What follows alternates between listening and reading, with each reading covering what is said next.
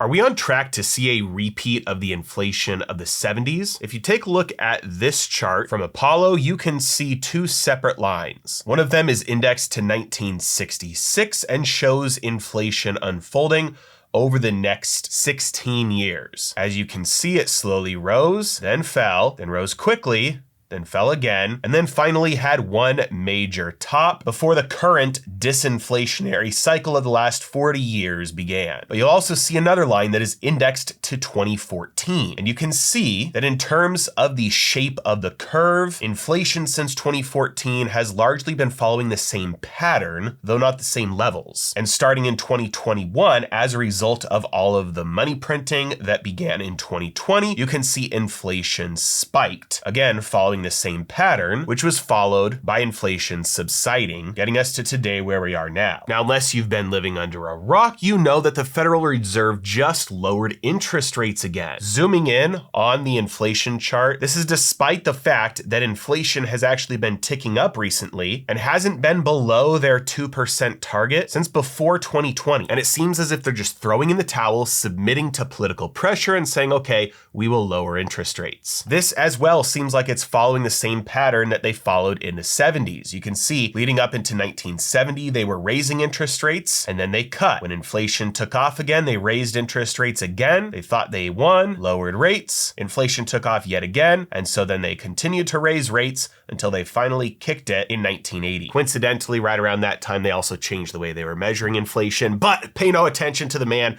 behind the curtain. We can clearly see from this chart a pattern of raising interest rates to try and stop inflation. They think they won, so they lower interest rates and that fuels inflation yet again, leading many to believe that the current uptick in inflation, along with the recent cut in interest rates, is going to do the exact same thing, and it's going to cause the Fed to have to panic and raise rates even more later on. Now, like I mentioned before, the magnitude of the inflation from the 70s and of today is obviously different, but the shapes, the patterns are very similar. And given the fact that lower interest rates allow the US government to borrow and spend more, and that borrowing and spending more is causing new money to come into circulation, that means we will have more money chasing the same amount of goods and services. There's good reason to believe that the recent rate cuts will lead to the CPI spiking yet again. But there's a problem with this, and it's a problem that I don't think we are likely to see the Fed respond in the same way they did in the 70s. And the problem is the debt to GDP ratio. You see, in 1970, the total federal debt to GDP ratio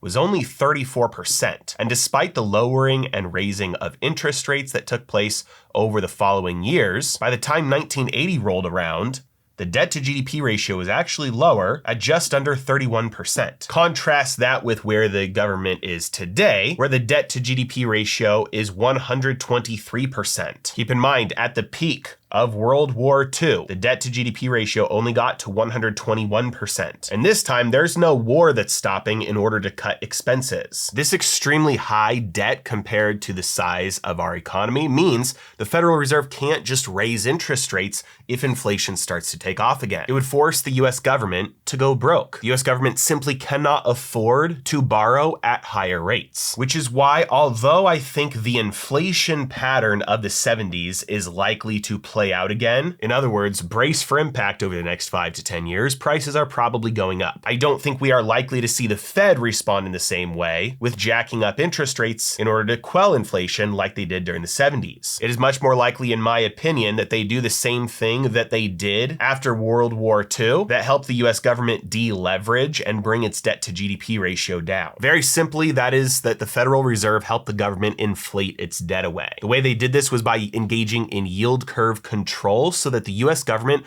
could borrow money at a rate that was lower than the rate of inflation.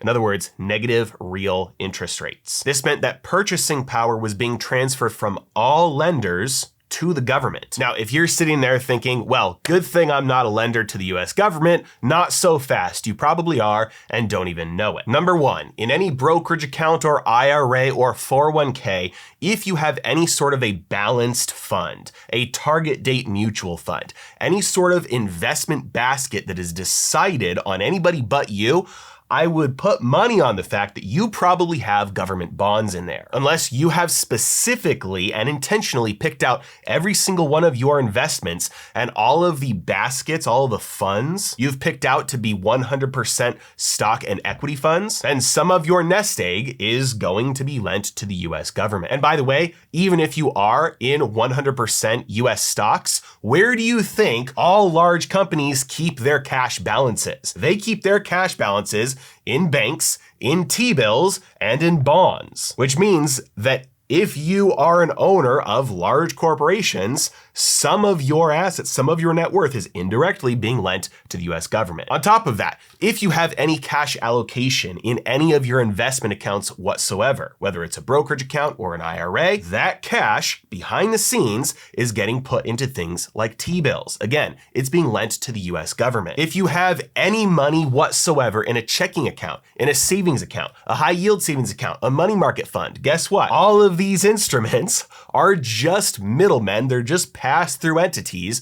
The way you're getting paid interest on that is that that cash is being lent to the US government. And so unfortunately, in this day and age, it is basically impossible to not have some of your money exposed to being lent to the US government, which means you have to work all that much harder in order to make sure your income and your wealth keeps up with inflation because they're stealing some of it. Now, luckily, as long as you're aware that this is happening, then you're gonna be on the right side of the fence. You're gonna be able to put your assets in things that protect you from your purchasing power being stolen. Even just a basic allocation to things like gold and Bitcoin and stocks and real estate, as long as it's leveraged with a fixed rate mortgage, then you're going to be way ahead of the curve compared to almost everybody. A little bit of active investing goes a long way. And if you're interested in seeing more insights like this, and especially hear me talk about things that I don't post on YouTube, I've got a free newsletter. All you got to do to start getting that in your inbox every week, click on the link in the description below. As always, thanks so much for watching. Have a great day.